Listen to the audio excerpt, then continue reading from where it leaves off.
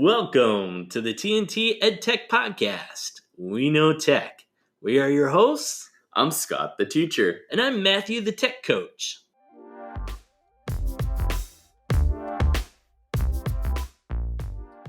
Welcome to the TNT EdTech podcast. I'm your host, Scott Nunes, with Matthew Ketchum. Matthew, how's it going tonight? It's going great, Scott. Thank you on this Tuesday, the last Tuesday of February. It's going good. Oh, that is good. I don't know if you're like me, but I'm starting to feel a little gassed. How about you? Yeah, I think we all need a spring break sooner than later. Yes. I think this is the most I've wanted a spring break in all my years of education, for sure. Not to escape, the great work that we do. I find it really fulfilling, but just needing to recharge that battery, engage in some self-care. I'm really blessed to be able to actually, have some opportunities to, go play with my family or maybe go on a quick trip somewhere. Our state's opened up a little bit. Yeah, that's true. So there's some more opportunities that way. And I would encourage anyone that can to do so safely because it's much needed. Do whatever brings you joy. I think I would want to tinker a little bit. I'm thinking it's mighty cold out, but I would love to get to a beach and build some sandcastles. So yeah, I would imagine that you do that really good. No, I think we're just all teamed out, zoomed out. Yeah. I mean, it's one video call after another, and I think we need a break from it. Yeah, thanks for those out there on Twitter, Twitch, and Facebook tuning in live. I see a number of you.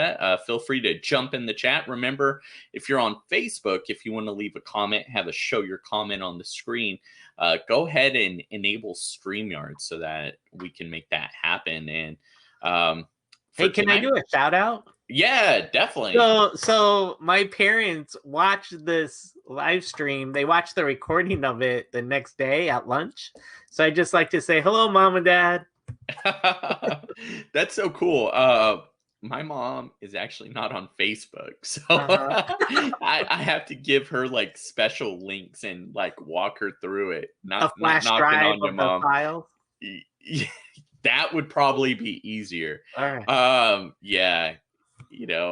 I guess I just need to give her the Twitter link and be like, hey, watch it here on Periscope and you'll be okay. She doesn't do social media, which is, I think it's kind of cool, right? It's like the anti thing. I think back to us like growing up in the 90s era and like, the big anti-establishment thing was like a thing growing up, like not doing the status quo. And so with everybody literally on social media, my mom is going against, the man, right? Yeah. It's just not her space at all. She enjoys connecting face to face, and it really doesn't serve much of a purpose for her. I think it's cool. She has a strong local PLN. Yeah, I was surprised. Even some high school students in the Exploring Computer Science class, just taking a poll, social media, we're kind of going over some of those safety precautions and being mindful, think before you post ideas. And I was surprised about a third of them had absolutely zero social media accounts. Yeah. Wow. Yeah, that's surprising. I guess I never did a poll when I was in the classroom last year, but I guess I just assumed. I bet there were some, and I wonder, did you ask them, those that didn't, why? Like, was it a parental thing or choice? It was not. I was curious as well, so I thought it might have been, but it was not from their point of view. It was their self-choice.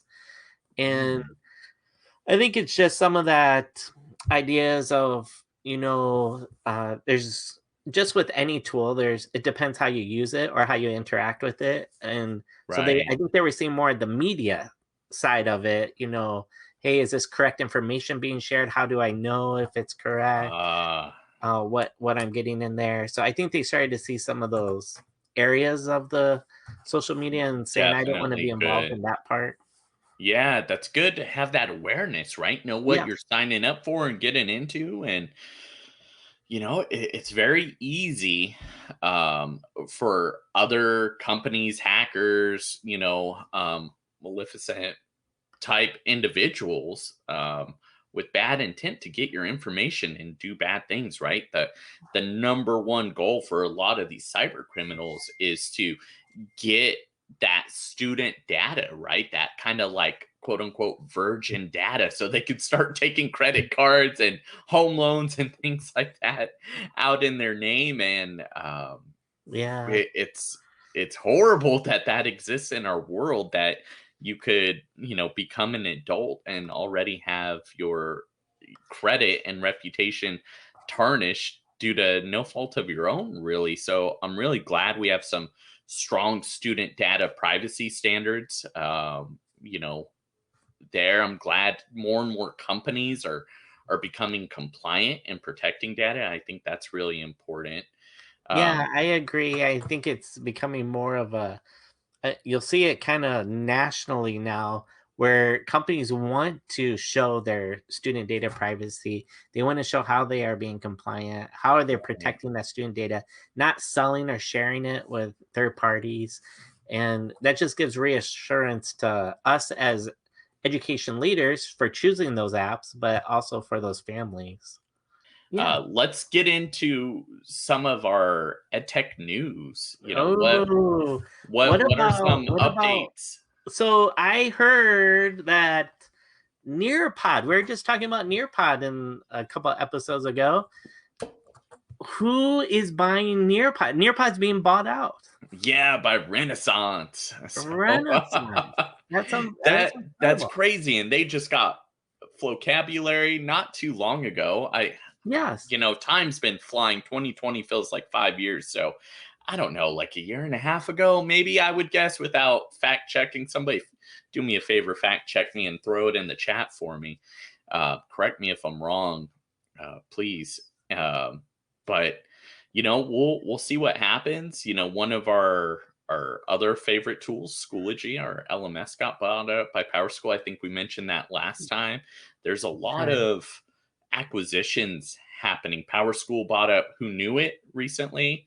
They Uh, did. And then just recently, just last week, Naviance, the college and career readiness program. And mhm. we actually use everything that Power School's buying so far, except Who Knew It. I mean, Naviance, we have Schoology. We were using that Unified Talent. They bought that. Okay. That's our PD catalog. Okay, I got a recommendation for all the PowerSchool execs out there. Yeah. Buy a Ludo. I want a Ludo. Yes. Yes, that would be such a great compliment to their PD Yeah, catalog. I would really like that. I think that would work so well for what I'm doing right now with professional development. I really like gamification. I like That's right. incentivizing. I like increasing that engagement.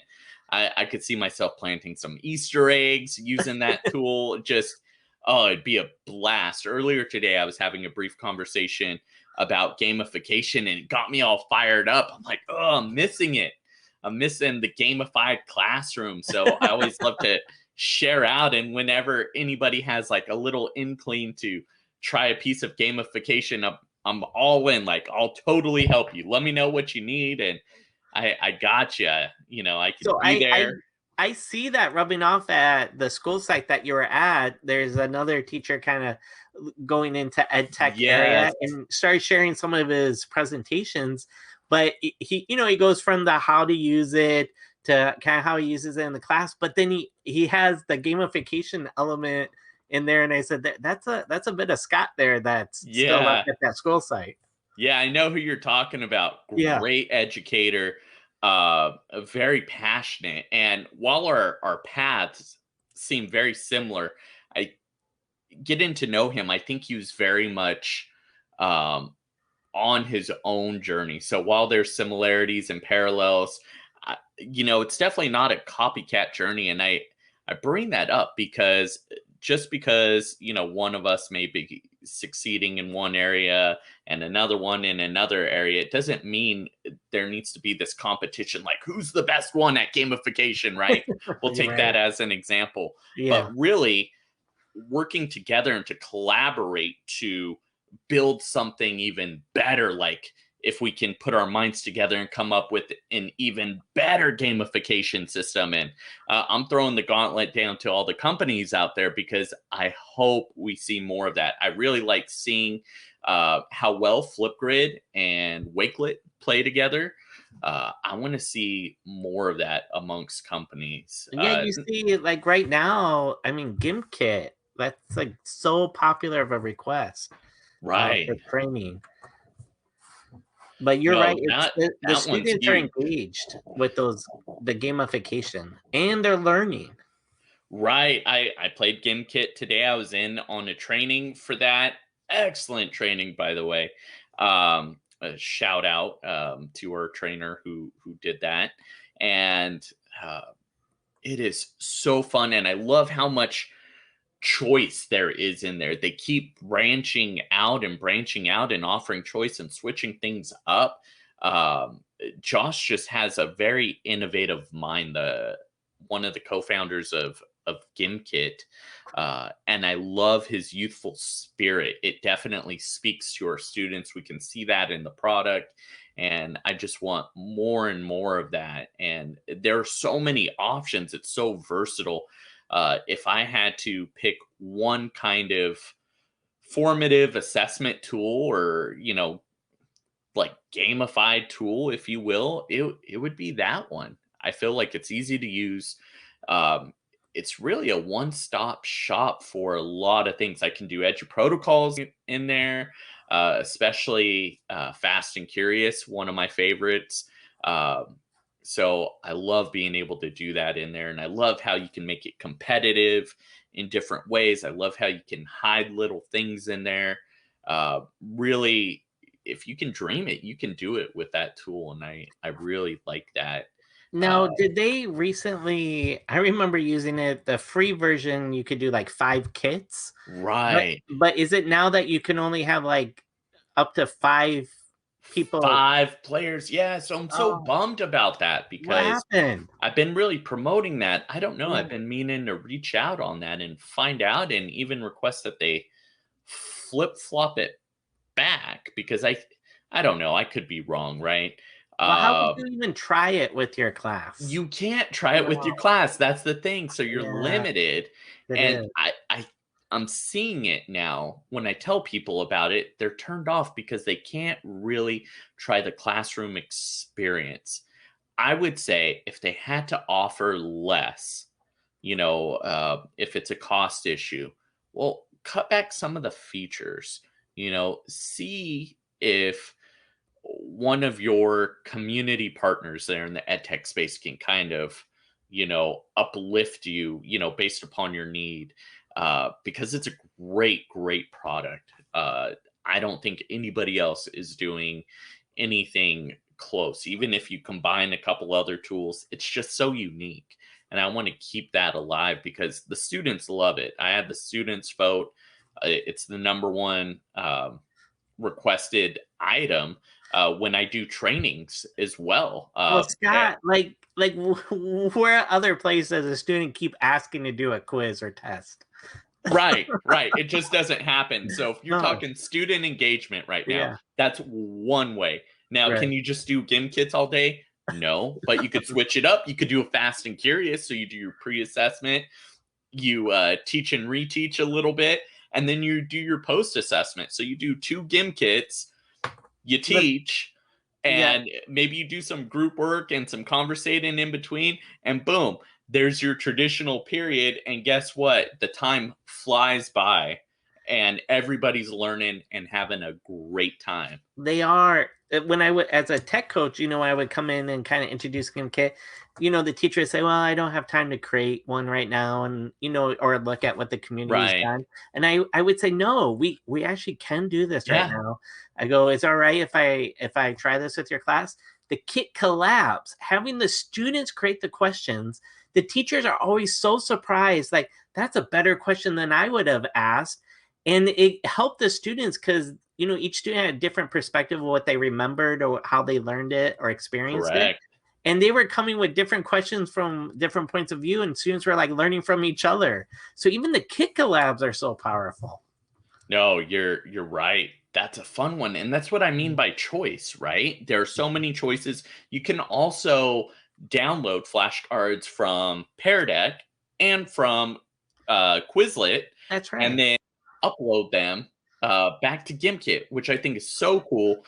I was really bummed when that integration with Quizlet, the direct integration, got pulled away. But now this is even better in a sense, because now you can pull it from Pear Deck as well. And I think there's some more. They're escaping me at the moment. But any of those flashcard type programs, you could just download that file and then re-upload it in the Gimkit, and you're good to go. And you're absolutely right.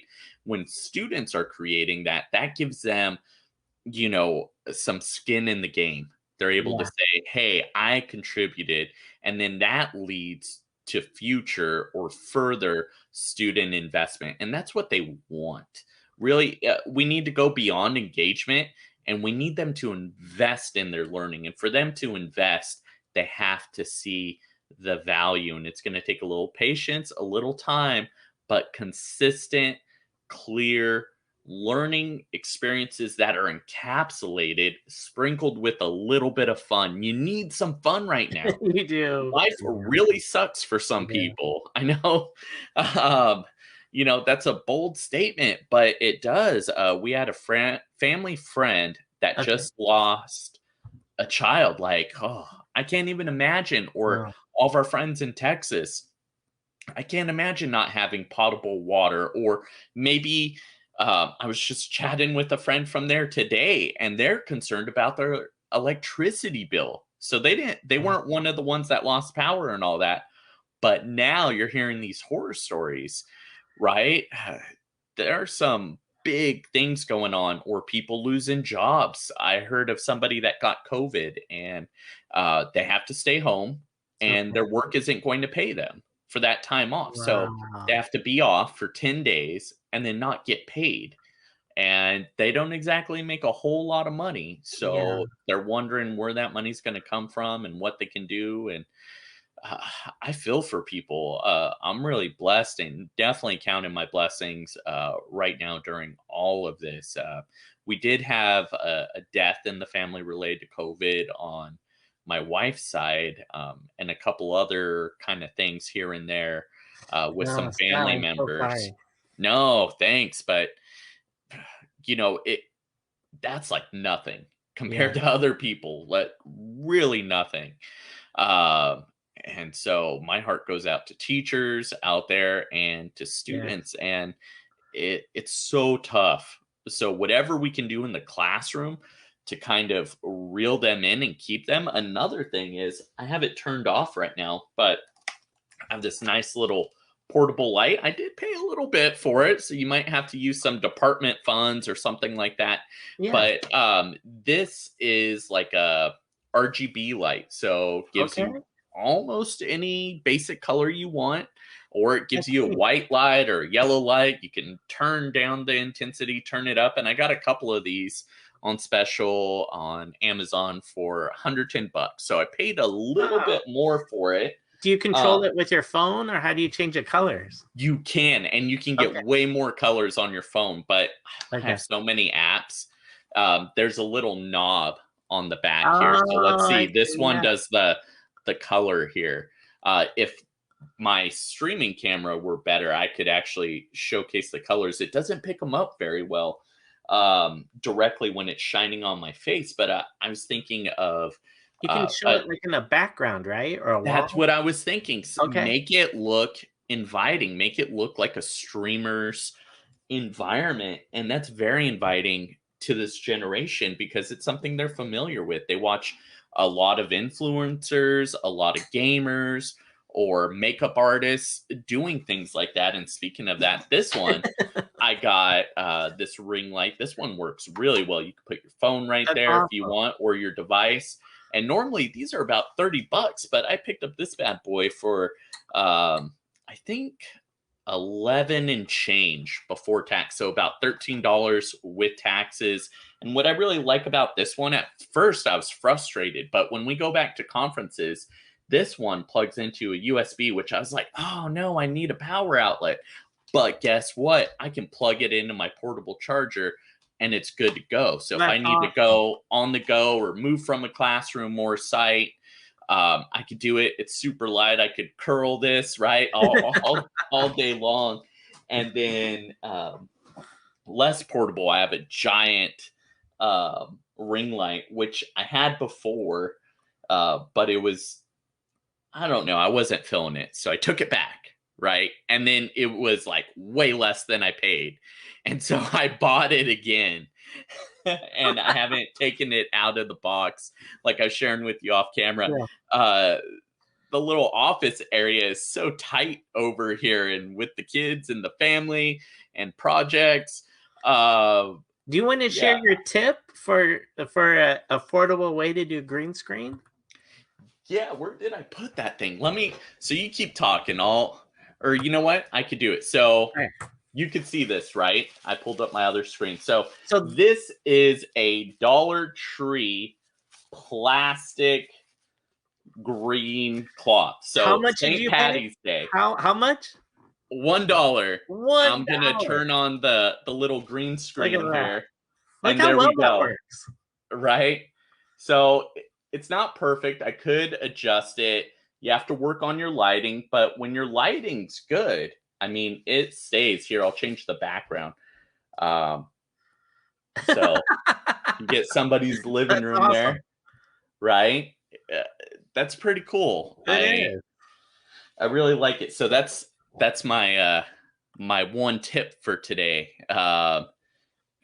And it works so well, right? It It's neat does. if you can use the embedded ones, but hey, if you want to switch it up and do something super custom or true green screen, well, technically that's not true, but getting closer to true on a budget, or Yeah. like our buddy Ed Campos says in some of his sessions, balling on a budget, that's not going to break the bank. $1 and you're done.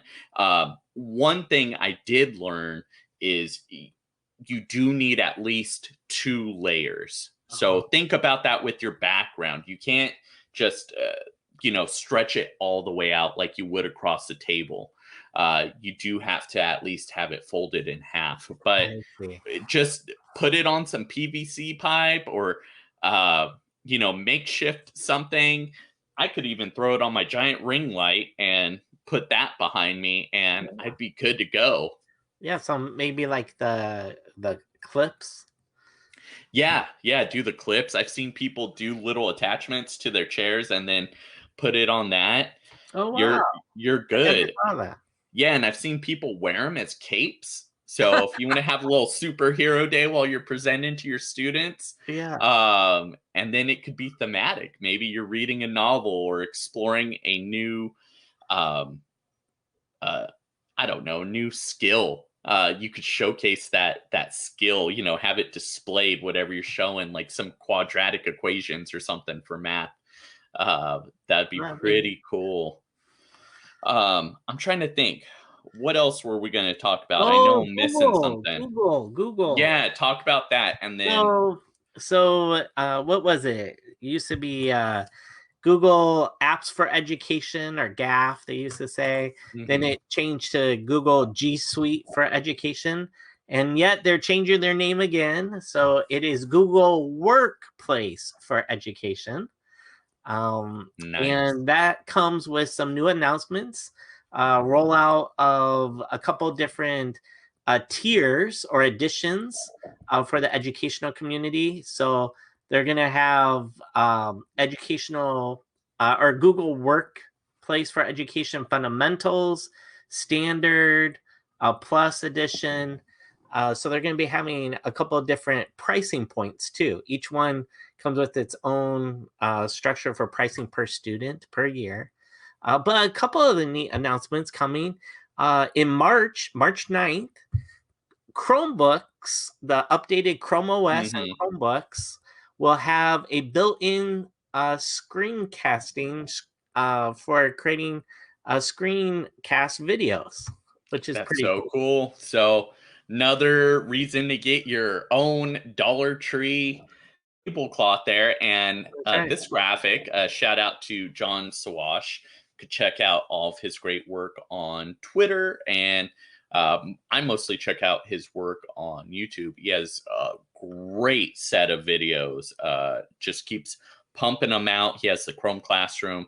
If you're using Chrome, using Google, he's your guy. So definitely check him out. Yeah, shout out to him. Things on there, as well as that. Google Forms is right now in a beta version of will save your progress. So you know how in Google Form you had to complete the whole thing to the whole thing. Now it's in beta. Wow. It will save a draft of it, a progress, when you go back on the same device or the same account that you log in to fill it out. It will remember where you left off. That is going to be awesome for filling out forms, like these huge long forms that you sometimes have to do when you're presenting at conferences. Okay. you got to collect your thoughts, or now you're like, I need to get that artifact together. And I don't know about our listeners, but I've had it happen more than once where, like you're saying, I have to collect my thoughts. Okay, I didn't realize I needed this to be able to present or submit this form. Let me grab this item and put it in. And by the time I get back, that form needs to reset. There's some kind of error, right? Something went on, or I leave the form for a bit, and maybe I got to go answer some emails, and I come back to it, and now I need to reset it, and I lost my progress. Like, no, all that work. Yeah. But now, hey, I could save it. I like that. And lot. Then a certain price tier in Google Docs will have an approvals process built in. Okay. For like who goes next to review it, to approve the project. Neat. That's going to help a lot of districts. There's been a lot. I don't know about you, but my inbox has been getting flooded with applications like that to authenticate documents. Like, let's say you need, like for some of our business stuff where, I'll need to sign it, then I pass it off to you, you sign it, and then, so-and-so signs it, then the next person signs it, kind of thing. And then we all get a copy of the doc when we're all done. So that's in a price tier, though. That's in the educational plus tier. So it won't be automatically free. But some good things coming. Also, Google Classroom more and more is looking like a very competitive LMS. Right. It was this like free edition. It's also going to have a price tier to it now. Okay. I think a lot of places are going to gobble that up. I think we as educators, even those of us that use it and like it, have been, after them a little bit to transition it from a content management system to a learning management system and to offer more of this one-stop shop experience. So it's neat to have them finally do that.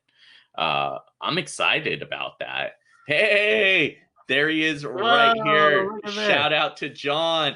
I don't know if your ears were burning, my friend. We were actually just showing your website. In fact, I got it, or not your website, your Twitter. Forgive me.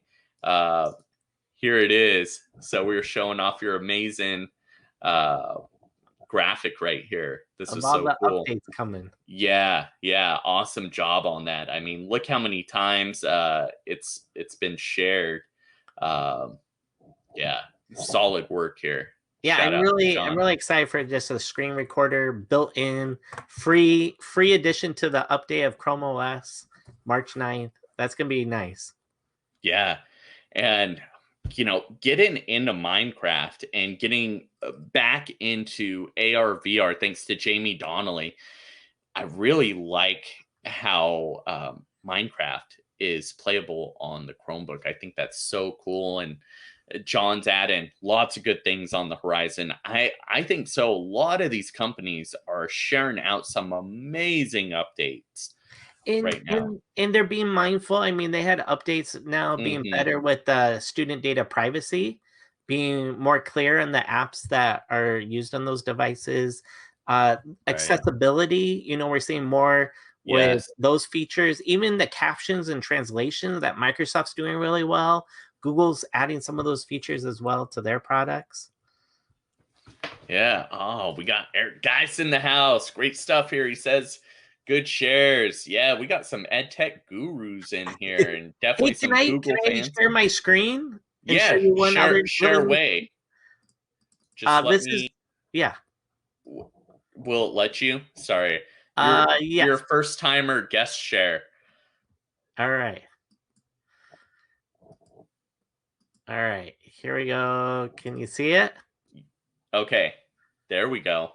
So this is Google's had Google Arts and Culture website, but they just revamped it with Learn with Google Arts and Culture. And let me just show you a couple really neat things they added to it.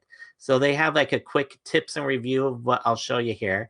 So yeah, they have these different topics and subjects that you can pick from. But right below it, they have lesson plans created. So these are downloadable lesson plans that are paced out on these different topics, which is really great to see. And then look at this, virtual field trips that Google has done really well in a collected area that you can also cycle through and choose from. And this is really fun just with the different apps on the phone, taking your picture. It matches you up with different artwork that might resemble what you took a picture of, which is pretty neat. And then I think you're going to really like this 3D printing topics here.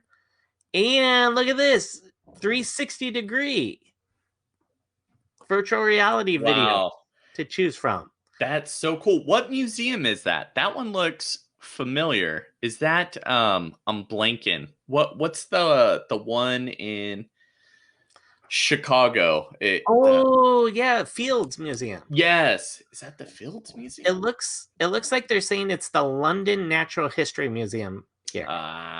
But you're close. It does look like that. I agree. Yeah. That's a great museum. And guys is sharing. Great to see you back on the mic, Matthew. Yeah. Oh, that's awesome. But look, and then look at this guy. I'm really excited for this. So I really like the Google Digital Applied Digital Skills. I'm sorry, Google's Applied Digital Skills lessons. But look at this. So they incorporate using their Google different apps with what you're learning. So create and share a quiz and forums after visiting the place. I'm jealous. I've been to Paris, and I chose to do a different tour over going to Versailles. It was on my list, and I never made it. I've been bummed. That was back in 2000. Well, look at this. Me jealous. Now I can check it out. Collaborate with peers. Create a presentation after investigating the space shuttle. I love how they give these, extended or expanded lessons with what they're sharing here. Yeah, so cool. I could see myself using something like that.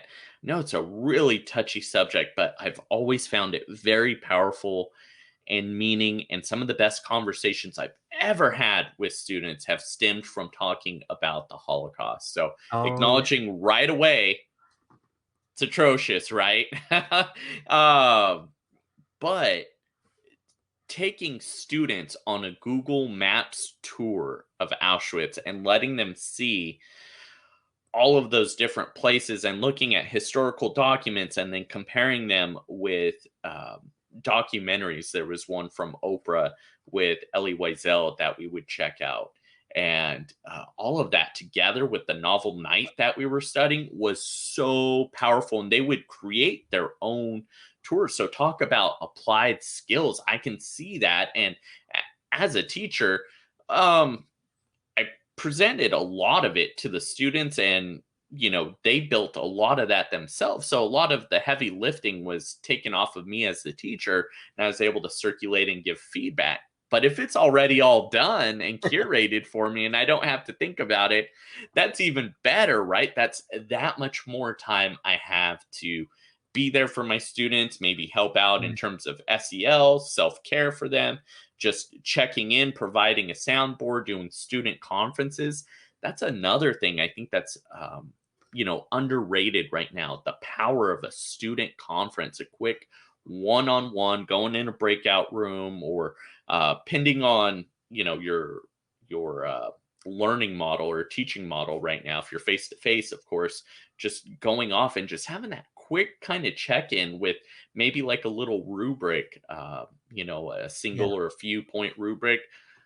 Wow, that just is so powerful, and I find it really rewarding and escalating quickly that student outcomes, because they're more aware of what those expectations are. I think back to John Hattie's work with visible learning. Student expectations is one of the top effect sizes, and those one-on-one conferences really help achieve that. So I think that's really cool. I like the 3D printing piece too.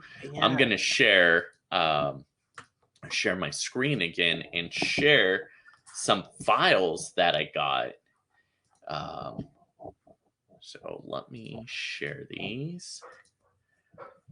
Yeah, so I got these files today from Keith Picard, and really cool. So these are all I'm blanking right now, vertebrates. And these are scans that I believe he helped, or somebody he knows helped. So the Stroud Research Center went ahead and made these 3D scans. And I was thinking, well, if you can't go down to a physical location right now, like go into a stream, he's an ecology teacher professor, and he takes his students out there. Well, if you can't right now, what's the next best thing? Well, bring these items to them in a virtual space, or in your limited physical space. Maybe you can't go on a field trip, but you can print out these models. So I just got these today, so stay tuned. I'm going to start with this flat worm because it's nice and flat.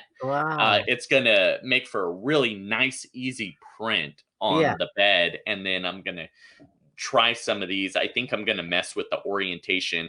I don't think these are going to print so well with the sideways orientation, so I'm going to flip these over here. But so cool, and I just want to do more and more of that. So if our listeners have any ideas or things they want to see, hey, send me a file. Let's see, Tyler's chiming in here. He says download the STL, upload it into TinkerCad, use the AR camera to bring it to life. If you can't 3D print it, you want to see what that looks like? I don't know if it's going to work for me right now. Should we gamble, Matthew? Yeah, let's try it. Okay. So did you download the file? I'll download it right now. Let's take this one. I want to download this one. So folks, you're watching us. I'm opening one of the files I want to download. I'm downloading it, and then I'll need to extract it. So I'm going to show it. I'm not going to show you my whole file system here, but I'll show it to you in the folder. So I have it ready to go. Here's the file right here. That's awesome. Let's do what Tyler's talking about. And then now we go to exit out of this. Now I'm going to go to TinkerCAD. I'm already logged in. Let's see. And we're going to import it.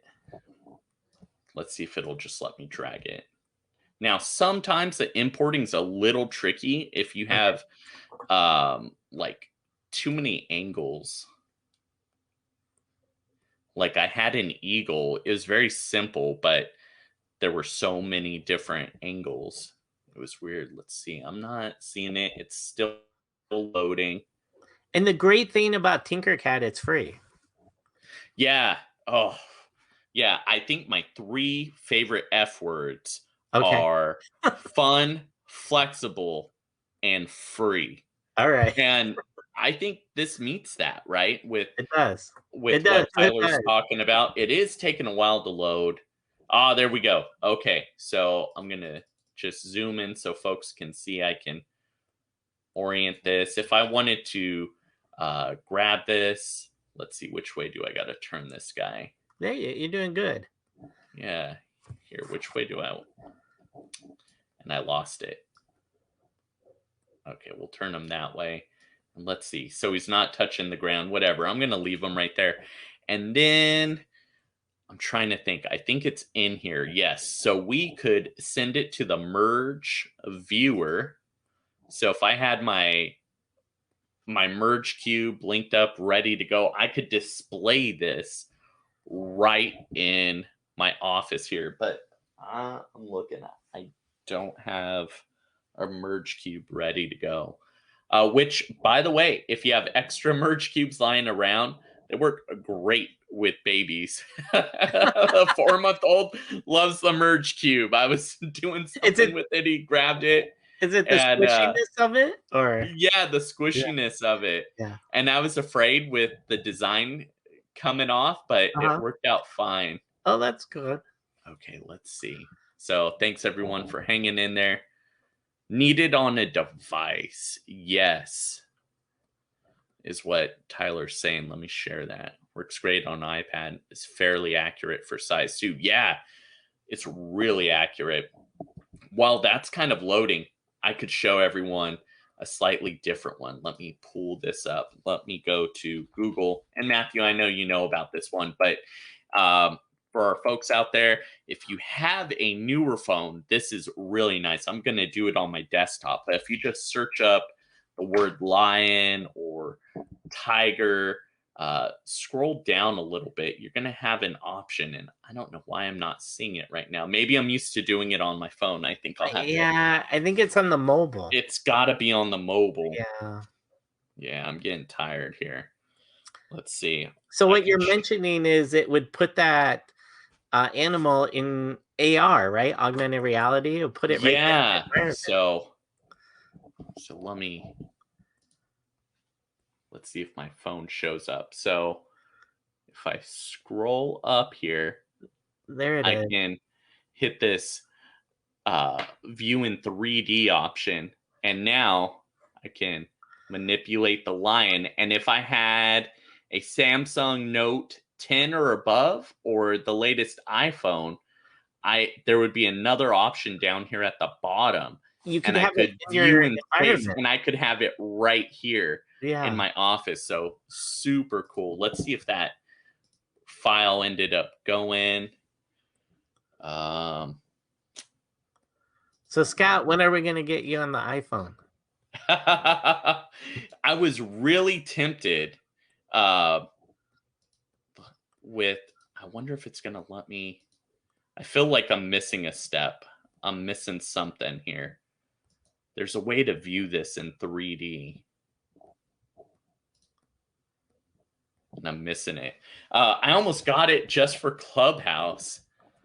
Oh, all right. Yeah, but I decided I'm just going to wait until Android. Let me check out. Or even the iPad. I mean, there's some good priced options there. I'm checking. I uploaded something else.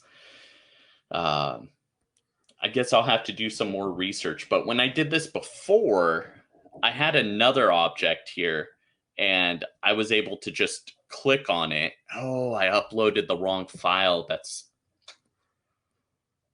think that's what I did. I don't know that I uploaded the STL. I'll have to mess with it later. But I think our audience can use their imagination and kind of give them a challenge. Have them. There you go. Something into TinkerCad, and then tag us on social media. I like it. Yeah, do the AR with the merge. Yeah, there you go. So we're giving you all some homework. Go ahead, play with some AR, VR stuff. Play around with some STL files in TinkerCad. bring them over, send us some screenshots, tag us. We'd love to see the work you're doing with AR, Scott, VR. our next episode, we should share what we did with that challenge. You're going to have to remind me, but yes, All right, I will. I can do it. All right. I can definitely do it. All right. I've been having a lot of fun tinkering with placing things in AR, VR scenarios and pulling them out and creating in the AR, VR space and 3D printing it and vice versa. And I want to work on printing like a scanner. So if we go back to that site Thingiverse, they have lots of files on that. So I wanted to build one out. And as you know, just with being busy, it's hard to tinker all the time.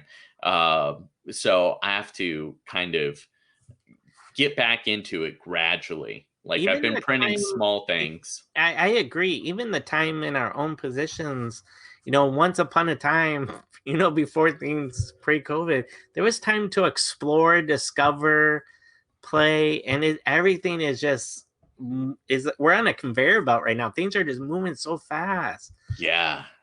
I would like to get back to that time to be able to like just explore and ideate a little bit and hypothesize and just experience a thing. Let us know in the chat what you miss most with being in the pandemic right now. What are some things you're missing out on? Because I'm sure even if you're face to face, there's got to be something. Our lives have been radically changed. Any advice just in general as we close, Matthew? For that topic? Just in general. Oh, I would say, just on your message, just being kind, being understanding. Everyone's on a journey right now. Everyone's kind of going through something. And I think sometimes we're, quick to kind of, make judgments. But I think it's just, we're on a journey. I just say, be kind. We're on a journey, step by step. Yeah. Kindness goes a long, long way. I've been reflecting so much on that, even when I think I've been wronged.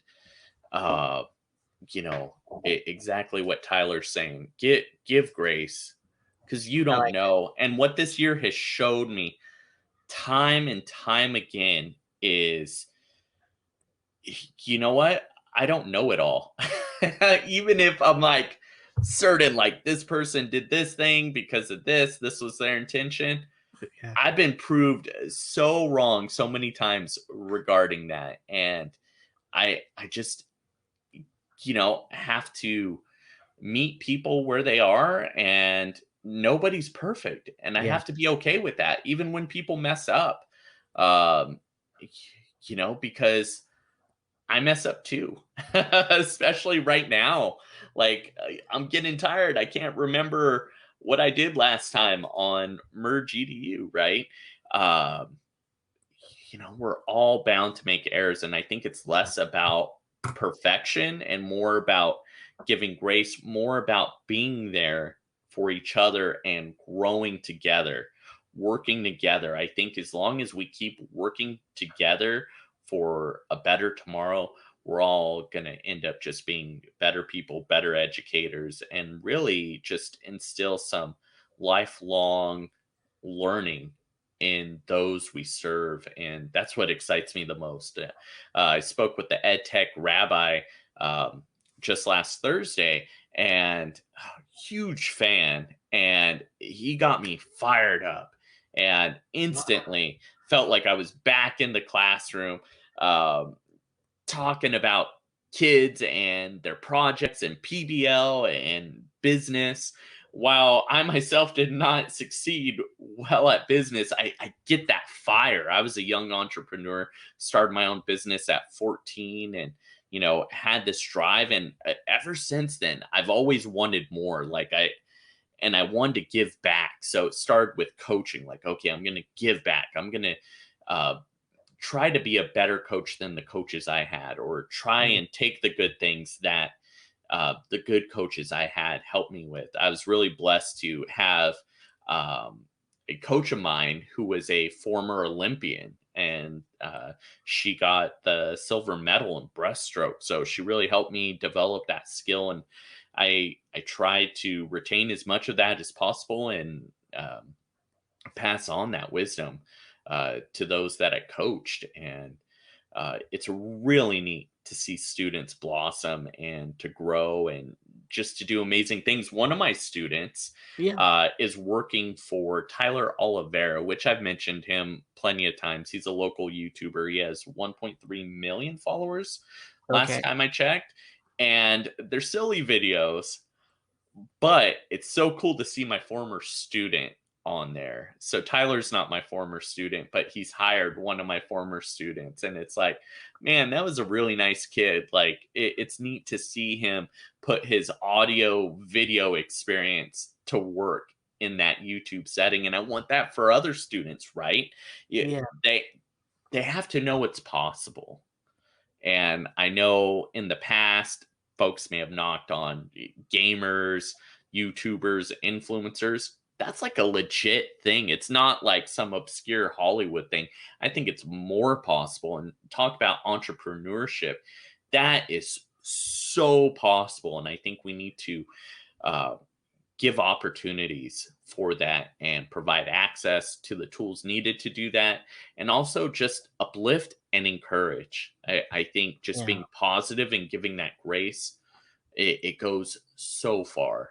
So want to thank everyone that tuned in and listen. Let us know in the comments too if you like us going live and then sharing out a week later like we've been doing on the podcast. We definitely want to get back to kind of the way we were doing things, having on guests as well. But we're kind of testing this out. We're taking some risks, and we find it really fulfilling. I really like being able to chat with our community while we're talking and answering some questions. I think of this thing I do at work, Ask a Tech Coach. It's very similar.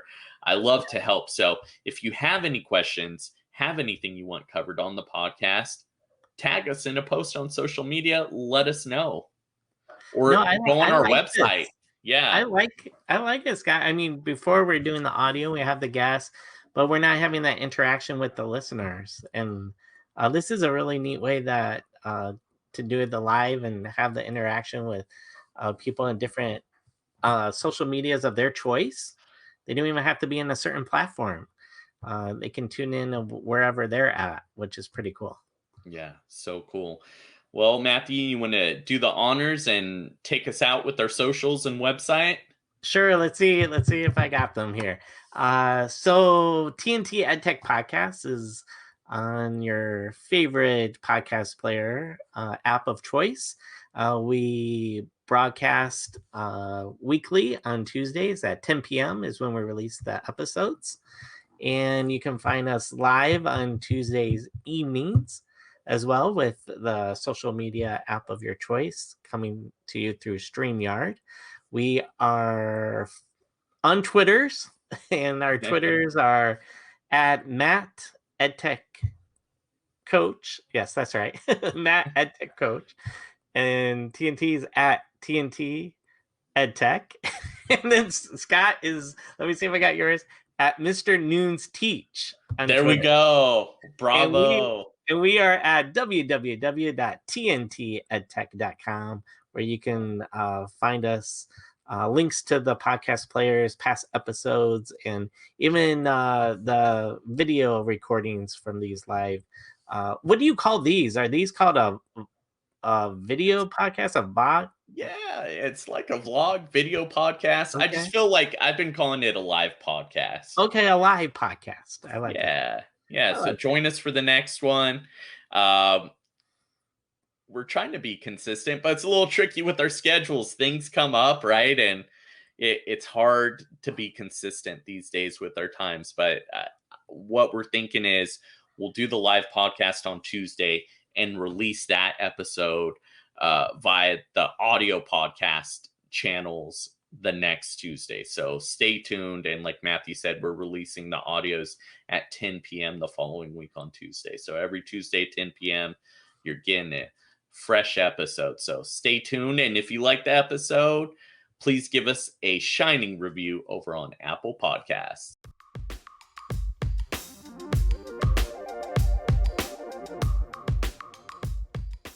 Thank you for listening to the TNT EdTech podcast. You can follow us on any podcast player of your choice. Also on Twitter at TNT EdTech. Follow us on the web at www.tntedtech.com.